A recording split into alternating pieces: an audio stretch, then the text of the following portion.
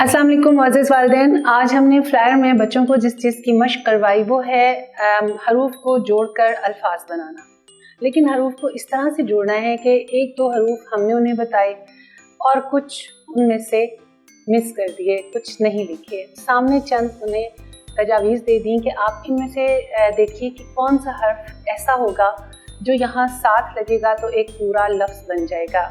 मिसाल के तौर पर वाव और क़ाफ हमने लगा दिया, पहला हर्फ छोड़ दिया।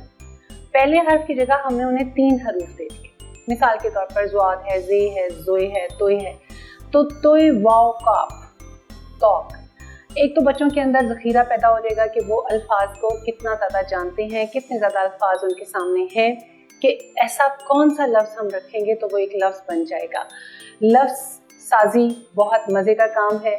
लफ्ज़ों को बनाना बज़ाते खुद बच्चों के लिए एक दिलचस्प काम होता है। उन्हें उतने ही दिलचस्प तरीके से करवाना चाहिए ताकि उनकी दिलचस्पी बरकरार रहे। बच्चों के सामने कोई हर्फ रख दें, कोई हर्फ पूछते हुए कर दें, कोई हर्फ सामने लिखकर कर दें।